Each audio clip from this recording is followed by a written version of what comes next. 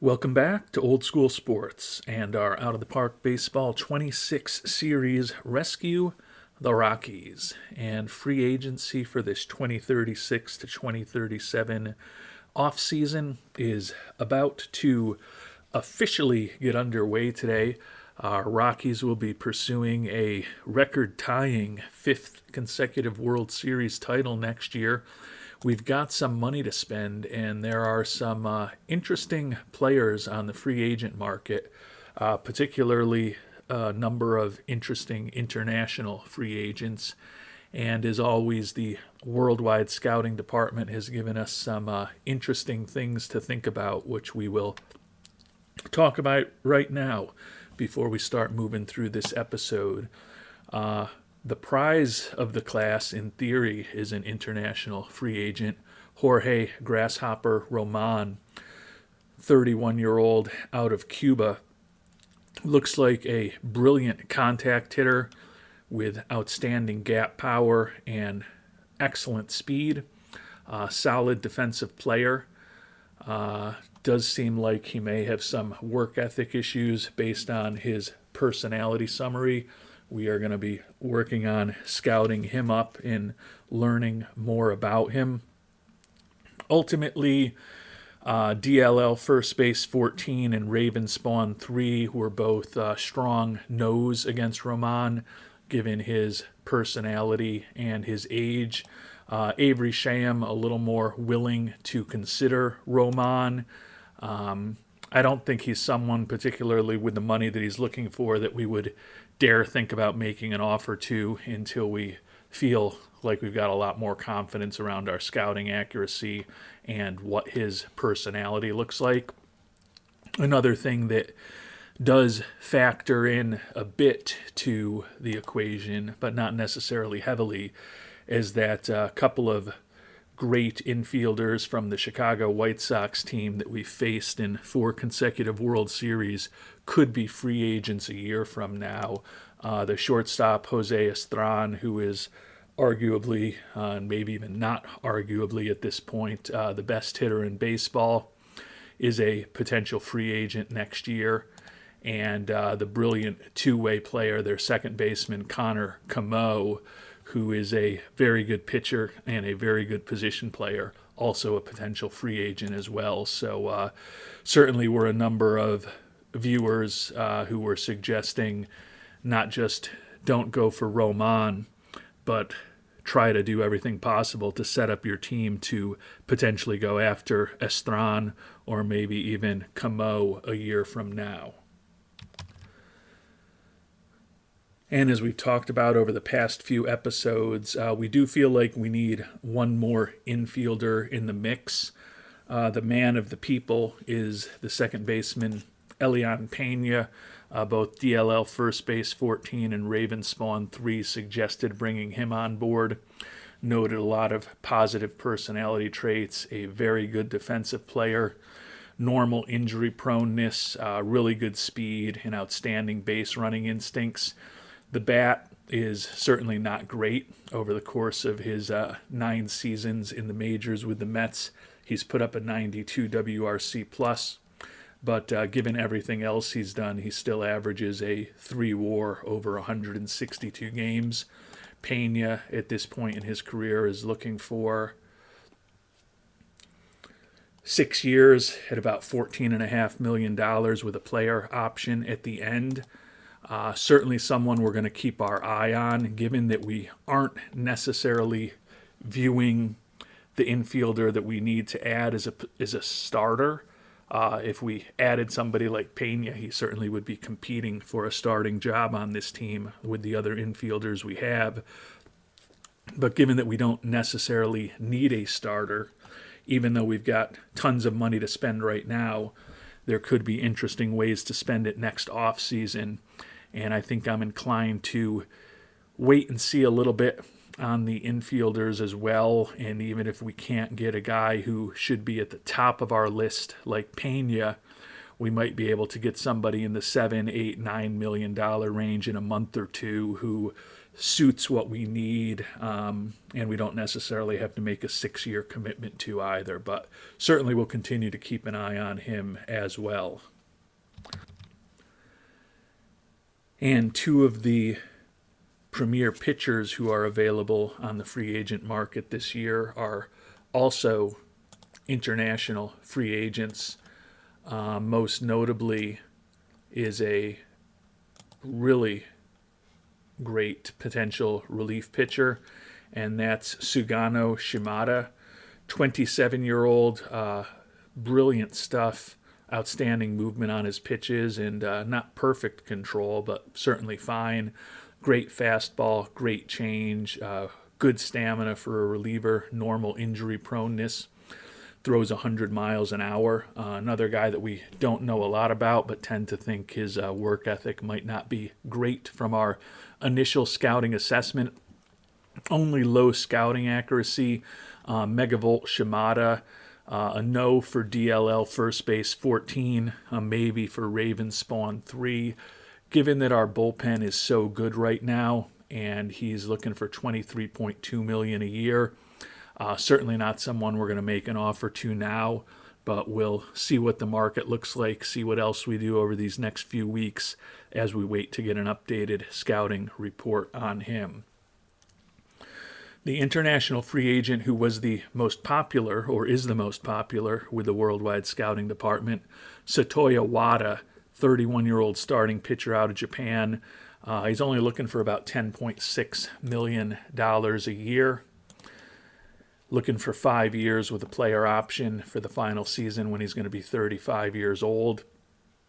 Another guy who we don't necessarily love the personality with the low leadership and adaptability, but solid stuff, solid control, above average movement, a 4-pitch arsenal, and the price tag is not really all that crazy. So as I said, he's the man of the people. Avery Shaham, Holdor, Raven Spawn 3 all think he's a good guy to consider. Think he could definitely take over as a third or fourth starter for us and bolster what we're thinking is already a pretty strong pitching staff. Right now, Martinez is an obvious number 1. Schultz is our obvious number 2, at least for next year. Aaron Bell brought on to be our third starter this year. He does have that low adaptability, so the hope is the 27-year-old might be even better a year from now than he was this year.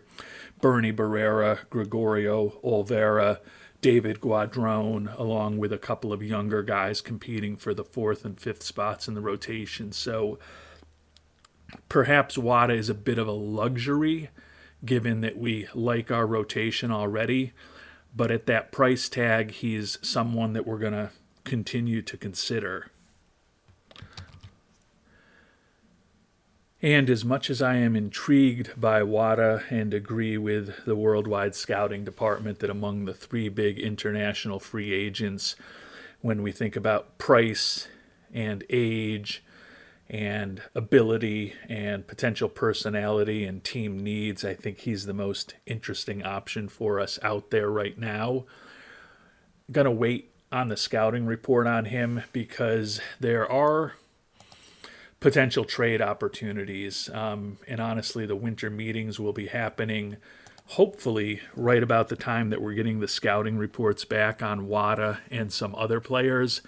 But I've done a little bit of preliminary work, and out of this big list of major league pitchers who are kind of just major league average or better at everything that we'd want for a starter in terms of their stamina, stuff, movement, and control. So some of these guys are kind of average pitchers, and then there's clearly some great pitchers on this list as well. We've got 3 on this list in our proposed number 1 starter Martinez, our proposed number 2 starter Schultz, and our proposed number 3 starter Bell. So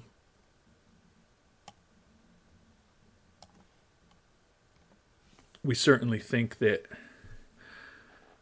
the guys on this list would be interesting to consider trading for.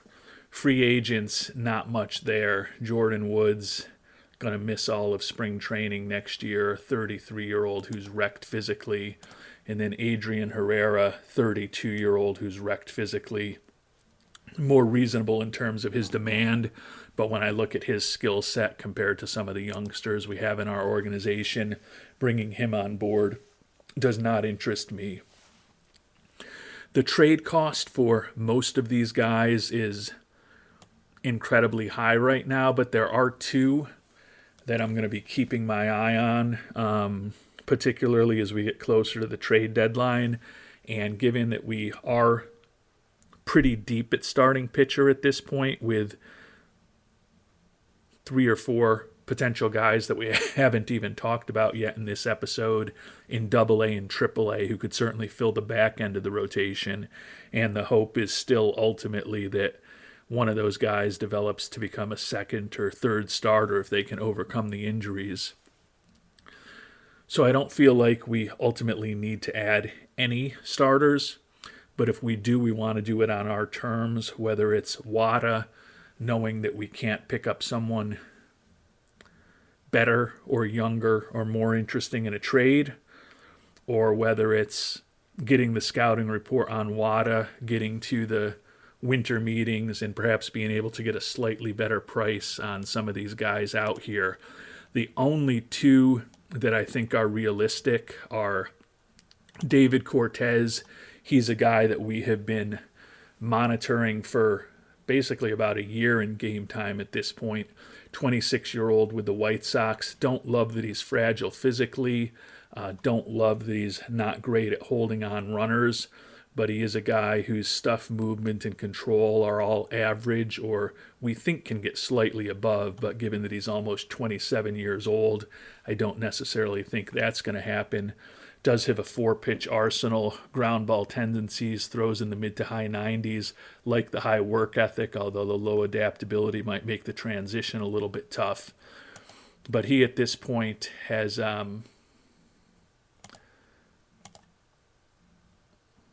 spent the last 2 seasons in the majors with the White Sox, put up a 1.13 ERA plus and an 83 FIP minus. And certainly think that he's someone to consider. The price on him is not incredible. We've got a little bit of a logjam with 6 major league quality outfielders for 5 spots next year, and another guy or two coming in the mid to high levels of the organization. So if we make a trade for a pitcher, likely we'll be using one of our outfielders as currency. Cortez is still someone we have an eye on. If we decided not to go with Wada, or if Wada comes off the boards more quickly than we anticipate. The other guy that I think is attainable is going to be a lot more expensive. We're going to have to give up a big-time major league player, a big-time prospect, and an additional asset or two, at least right now, to bring him on board. But Bob Russell, 25-year-old left-hander with the Braves, the stuff is average, but the movement is above average, and he's got pinpoint control. 5-pitch arsenal, although outside of the splitter, none of the pitches are particularly exceptional. But the former 4th-round pick is normal in terms of his injury proneness. Great stamina, good at holding on runners, doesn't throw very hard, barely touches 90 on the radar gun, does have ground ball tendencies, and he's still a guy who's not even arbitration eligible, although he will be next year when he's set to, or the year after next when he's set to make about $4 million. He hasn't been great with Atlanta, 95 ERA plus and 93 FIP minus, kind of average out to him kind of being a pretty average major league pitcher if you care about those metrics. But he is a guy who has put up a 7.6 WAR over parts of 3 seasons with Atlanta, had over a 4-year WAR this past year. Like I said, he's going to be a lot more expensive than potentially bringing on David Cortez, but if we think about the fact that Noah Schultz isn't going to be with us forever, and even though we've just re-signed him for 3 years, probably starts declining at some point over the course of that contract, more than he already has, Russell does seem like a guy who could be a more legitimate 2 or 3 starter for us going forward. As I noted, the cost on him right now is high, but it's not ridiculous in my mind. And the hope is that maybe the price for him might be a little lower, 2.5 weeks or so when the winter meetings start. And don't think we're going to do too much over these next 2.5 weeks until then. Hopefully we'll get the scouting reports on Wada, Shimada, Roman. Hopefully not all of the infielders get signed, and hopefully the likes of Russell and Cortez don't get traded to other teams and their price tags don't go up over the next few weeks.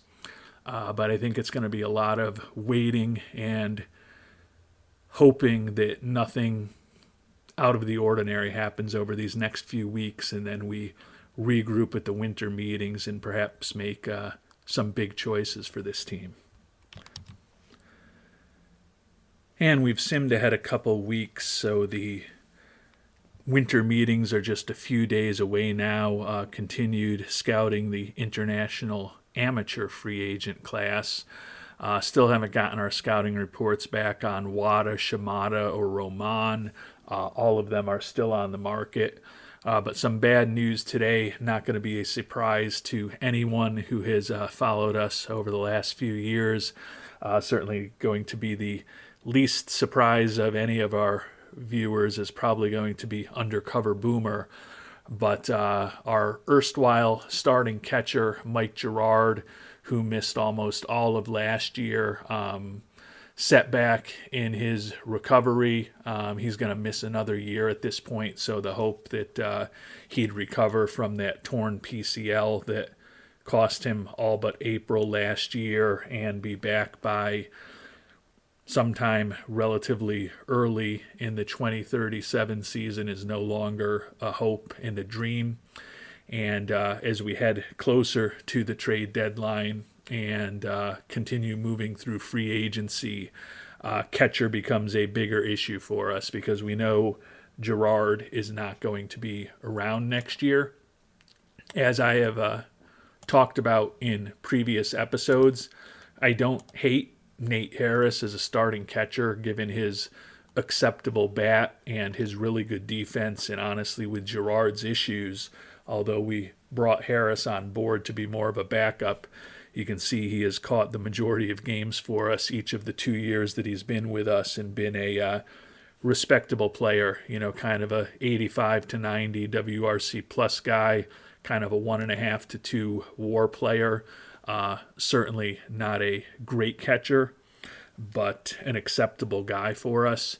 But with the knowledge that Girard is now gone for all of next season, and who knows what he's going to look like on the other side of that injury in terms of his ability and his injury proneness, adding a catcher into the mix certainly becomes a bigger concern for us right now. The good news, as we talked about earlier, is that we've got a ton of money available. The bad news isn't necessarily an impressive crop of catchers on the free agent market this year. Certainly guys who, if we signed them for a year, could be a decent backup to Mr. Harris. Chris Boone, who was our backup until we brought Harris on board, out there. Ivan Luciano, who we rented for part of this year after Girard got hurt, also out there, but not necessarily any true difference makers available on the free agent market, which might encourage us to spend a little more time investigating some of the options on the trade market. Maybe when we get the scouting report back on Wada, if we like what we see there, maybe we try to sign Wada and use our excess outfielders to target a catcher rather than a pitcher like Cortez or Russell. And we have perused the market for catchers. Haven't made a big impact move, but we have made a move that at least gives us a body just because it was so cheap traded minor league pitcher Brad Ruffin to the Cubs for 33-year-old Carter Jensen. Still actually a pretty useful player, but he was very angry at the Cubs because he still wants to be a starter at this point in his career. And he was not a starter for them a year ago, and probably not going to be a starter for us. But he's normal in terms of his injury proneness, draws a few walks, competent defensively, high work ethic, and does give us a left-handed bat. Harris is a righty. Not that I think we would play Jensen every day against right-handed pitching, although he certainly is better against righties than he is against lefties. But it at least gives us a competent major league body who's been a major leaguer for over 6 years. He's at the end of a 2-year, $2.9 million contract that he signed with the Cubs. The Cubs were willing to eat the money for this upcoming season just to get him off the team. Not that that money was going to be a difference maker one way or the other, but makes it very easy for us to just cut him and move on from him if we find a better option or he does end up causing a lot of problems in the clubhouse. But certainly feel like, although we haven't replaced Gerard, at least we do have 2 competent major league catchers slated in to be on our squad in 2037 at this point. And although we're still waiting for our scouting reports on Shimada and Roman with the winter meetings starting tomorrow, we did get the one that we're most interested in on Satoya Wada. And he kind of looks like who we thought he was. Really no difference now that we've moved to high scouting accuracy. Okay stamina, great cutter with 3 other pitches. The stuff and the control are kind of average. The movement pretty good. The price has come down slightly to $10.4 million a year already, and actually a 3-year deal. So definitely palatable. Astros supposedly have made an offer to him. We're going to move on to the winter meetings over the next day or two and just see if perhaps the price for Cortez or Russell is low enough that it intrigues us to give up some resources for a pitcher rather than going after the free agent Wada. Did do a lot of work offline on the catchers. The price for anyone right now who's going to be a true impact catcher seems too high to me, given that I'm comfortable starting Harris and we do now have a backup in Jensen. But that's something I'll also be exploring offline in the coming days as we move through these winter meetings. And clearly, if we find something interesting to do, we won't just be talking about it offline. And I mentioned earlier in this episode that our Rockies have faced the White Sox in 4 consecutive World Series just a little over a decade from now in this fictional universe. But it seems like the entire league is really turned over with the Dodgers, Phillies, Yankees, Cardinals, Padres among the top 6 teams picking in next year's first-year rookie draft.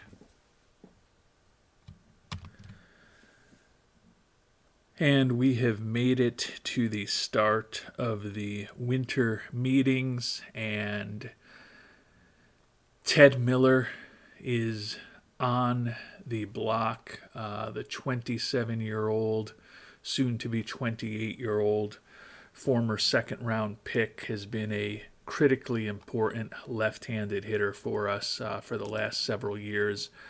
You can see 5 years in the majors at this point, never hit fewer than 20 home runs, has consistently been a well above average offensive player, and with his relatively significant splits between facing lefties and righties, he's been primarily in the lineup against right-handed pitching for us, where he's put up a 131 WRC plus over the course of his career, and basically is a 4-WAR player over every 162 games that he plays against right-handed pitching.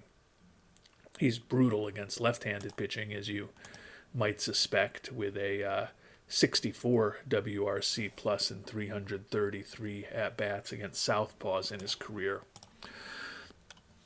But overall, when we look at our team, first baseman Ryan Stone is another lefty bat.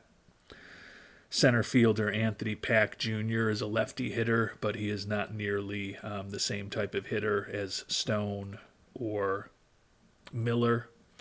We just added a lefty hitting catcher in Jensen. And the left-handed hitting outfielder Kevin Waymont is the guy who would likely potentially take Miller's spot on the roster if we decide to trade him. But Waymont, not nearly the same kind of hitter as Stone or Miller is. So essentially he's one of the two big left-handed bats that we have on our team. We gave him an arbitration offer a month ago at this point, which he signed for $11.7 million, but he is headed to free agency after this year. And he's looking for a lot of money, average of $25 million a year over 9 years with a opt-out after 5 seasons and player option towards the end. Given that he has been trending somewhat down in terms of his offensive performance the last few years, and he's not as good defensively as Kevin Waymont, there's a real good rationale to trade Ted Miller today if we're going to make a trade. But given that he is either the first or second best left-handed hitter on our team, and we are trying to do something that's only been done one other time in the history of baseball by winning 5 consecutive World Series championships next year, we are going to keep Miller, let him play out this final year of the contract. At the very least, we give him a QO next offseason, and we get draft pick compensation when he leaves. Gives us another year to take a look at things and maybe think about signing him to an extension. But I don't think we can afford to move on from him right now. But we are still going to make a big trade. And I'm going to talk about that right now. We are going to make a move for the starting pitcher, Bob Russell. Just feel like, although it's going to be an expensive trade, as you would expect in the winter meetings, the price is a little better than it was a few weeks ago when we started looking at Russell. And I think he certainly immediately steps in as our third starter ahead of Aaron Bell. And if things go well and he develops a bit more, which probably is a bit of a dream given that he's going to be 26 years old before next season starts, he could conceivably take over as our 2 starter for Schultz in the not too distant future. 25 years old, as I mentioned, making the minimum this year, going to be arbitration eligible and start getting expensive next year, but gives us a second lefty in the rotation, really good stamina, really good at holding on runners. If we had included Miller in the deal, Miller basically took the place of the 2 position players that we have to include to get this deal done.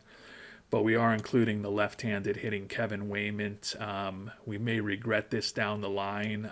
He is not as good against right-handed pitching as Miller is, but he's younger, he's cheaper, he's better defensively, he's better in the clubhouse, and he still is a guy who hit 22 home runs for us as a rookie when we had some playing time for him because of some injuries to others and keeping Phil Dingwell down for an extra season.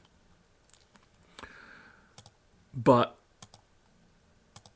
he's not as good as Miller, and we're trying to win right now while also making a move for now in the future by bringing on Russell.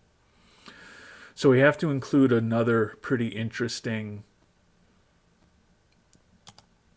corner outfield slash first base slash DH prospect in the 23-year-old switch hitter Tev Rumler. He's a guy who had a monster year last year, hit over 300 in Double-A, and then he hit 335 in Triple-A, combined for 27 homers and 87 ribbies at the two levels with 42 doubles. Put up a WAR of almost 5 between the two levels. He is a switch hitter who is better against right-handed pitching, so given that we're trading away the lefty-hitting Waymont, we could be losing the lefty-hitting Miller after this season, and now we're giving up a switch-hitting corner outfield first base slash DH type in Rumler. We could be definitely weakening the excess strength that we felt we've had in the outfield for these past few years by making this trade. But ultimately, I don't love Rumler's defense. He's even worse than Miller defensively. Really more of a DH type in a perfect scenario. And as I said, a year from now, I probably regret giving up Waymont and Rumler instead of giving up Miller. But a year from now, I could be unemployed. Although it would be weird if I got fired by the Rockies at this point. But we're better for this next year, I think, with Miller rather than Waymont or Rumler, so that's why I include the two of them for him. We also have to give up one of the big pitching prospects that's been in Double and Triple-A that I talked about to the Braves, and that's Dan Patterson, number 35 prospect in all of baseball. The 23-year-old was a former second-round pick. Still looks like he could become a pretty darn good major league pitcher with a great influence in the clubhouse, but he is already fragile physically. And at 23 years old, 287 days, he's only about 2 years younger than Russell is at this point. And best case scenario is Patterson becomes close to what we think Russell already is, and he's fragile physically. So I don't think it's a cheap trade for us by any stretch of the imagination, but we're getting the best player in the deal. We're keeping Miller and adding Russell into our pitching staff, so the quest for one for the thumb next year and a fifth consecutive title is bolstered by this move. And Russell being only 2 years older than Patterson, kind of feel like we're not completely mortgaging our future as far as the pitching staff either. So we are going to go ahead and complete this big trade, and certainly expect that that's going to be our biggest move of this offseason, but we may have another thing or two brewing in my head.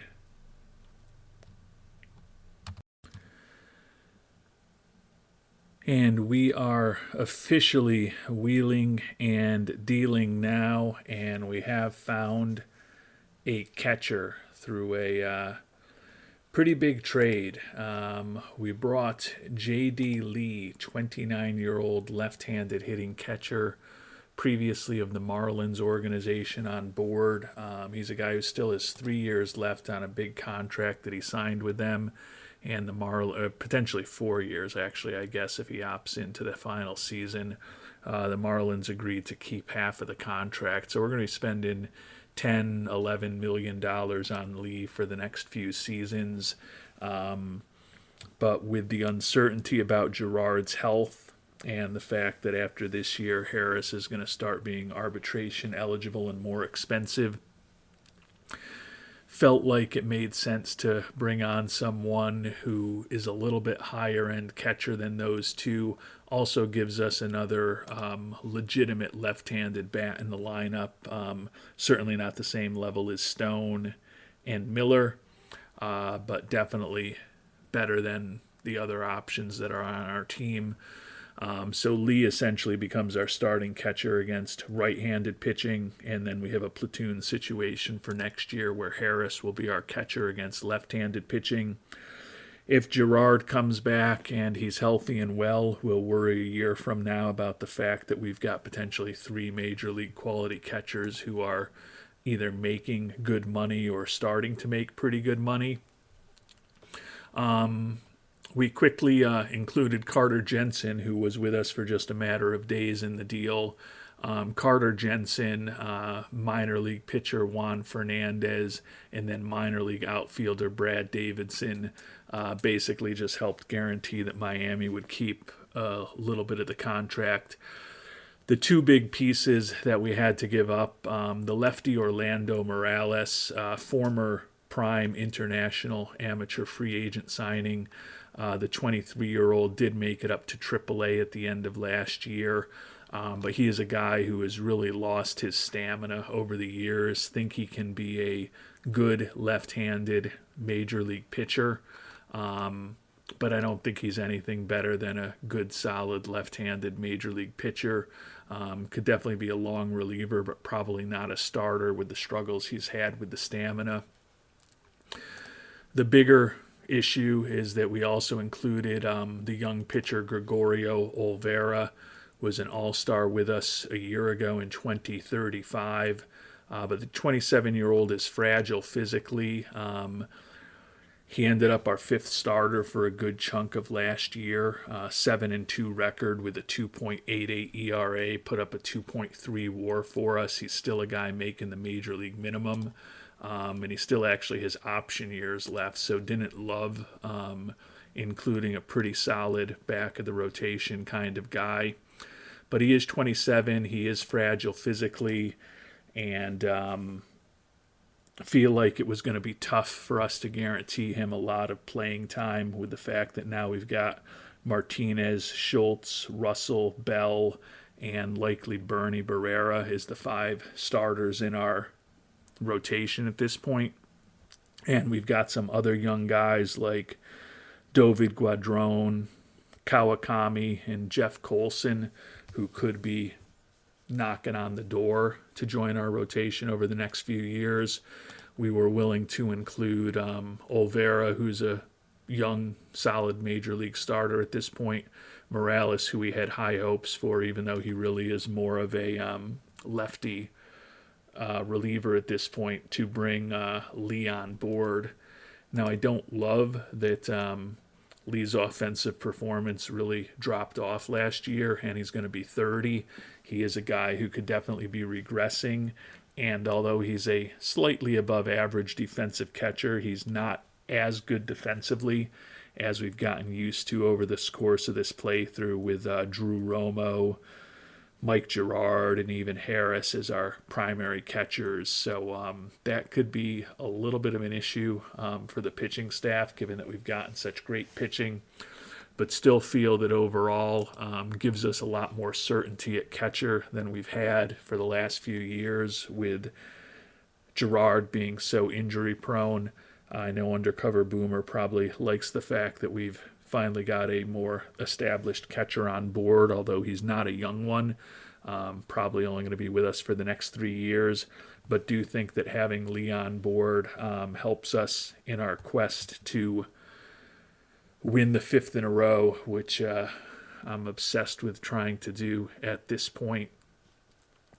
And even though we did add Russell into the rotation, with the fact that we've now traded away Olvera, traded away Morales, and traded away Patterson, and we do have those young pitchers on the way, I do think that given the amount of money that we still have available,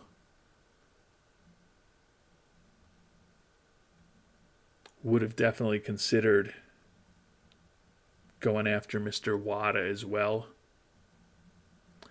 But he is off the books. He did sign, I believe, with the Houston Astros, since we did wait that extra day till the winter meeting started. We talked to him yesterday. He said he liked the deal from the Astros. We don't really need him, and it was probably greedy for me to consider adding him into the mix, given that I do feel like the pitching staff of Martinez, Schultz, Russell, Bell, and Barrera is very good, and we do still have Guadrone on the team.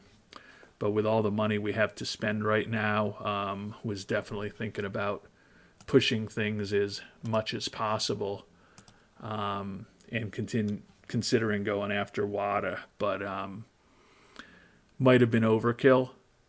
But at this point, we're just trying to do everything possible to ensure that we can maybe make history in 2037.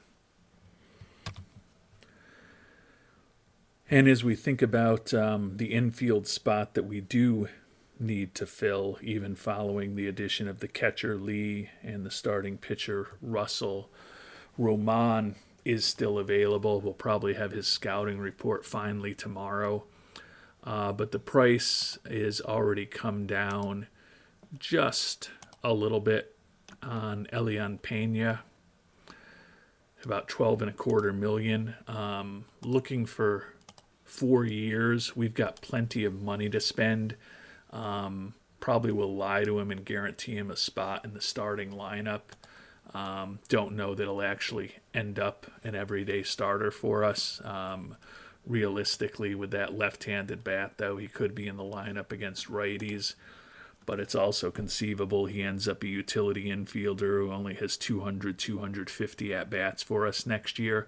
But with the amount of money we have to spend right now and the very small number of holes that we have on this team, I think it does make sense to try to bring in the guy who gives us a lot of quality and versatility defensively, especially if we play him at third base also during the spring to get him trained up there.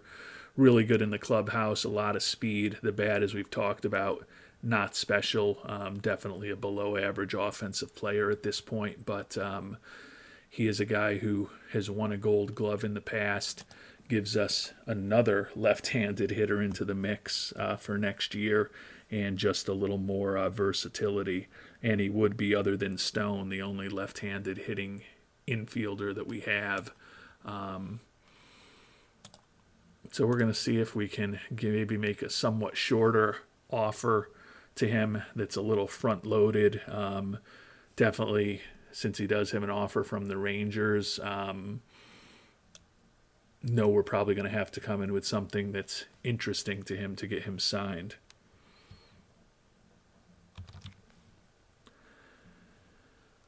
Pena says he's got an offer from the Rangers. He's looking for 4 years at about $12.25 million a year, 49 total.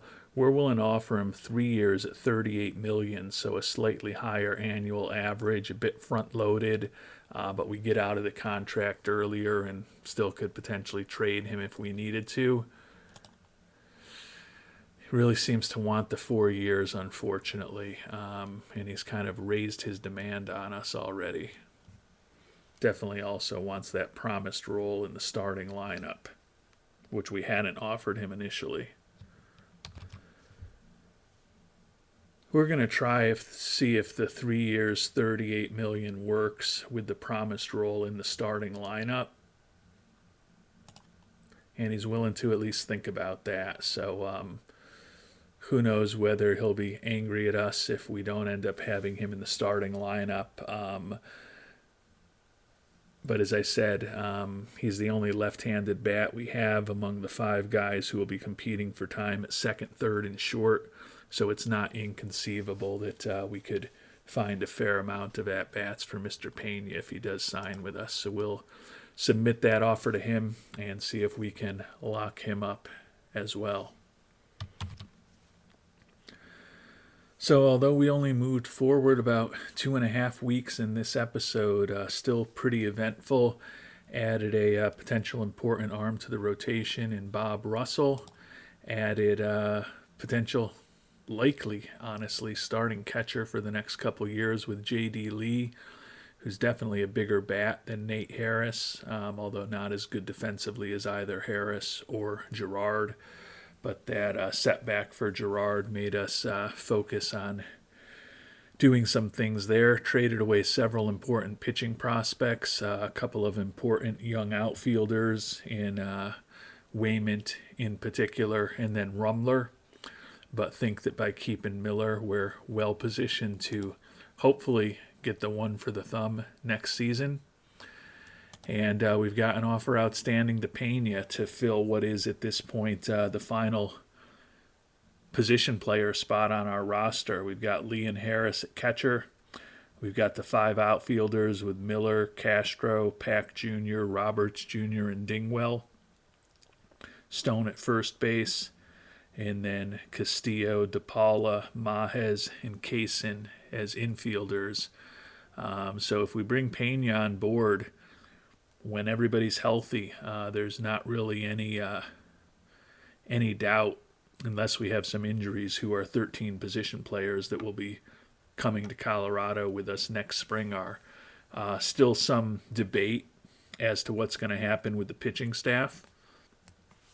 Although, as I noted, pretty happy to have Russell now on board. We have traded away Olvera, Morales, and Patterson. So proven major leaguer, possible lefty reliever, and a guy who we thought was going to be an important part of our rotation. So that clears a little bit of the log jam, perhaps gives an opportunity going forward for the likes of Guadrone to definitely stick with the team, increases the chance that Reyes will be on the roster next year. And as we think more fulsomely about player development, Colson, Kawakami, also guys who could benefit from clearing out a little bit of the log jam of some of the younger pitching talent that we had on this team. Quick look at the development lab and what's going on there.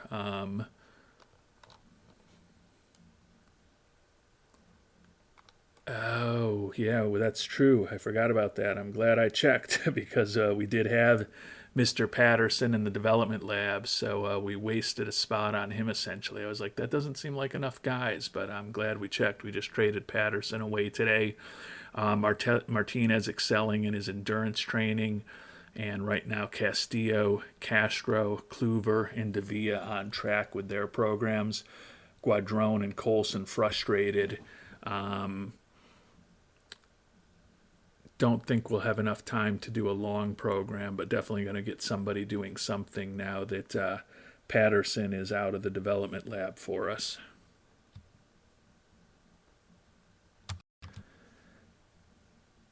And it's probably a low probability event for a 29-year-old experienced major league veteran, but we've loved having those good defensive catchers, so we're going to start working the new acquisition, J.D. Lee, in terms of improving his defense at catcher.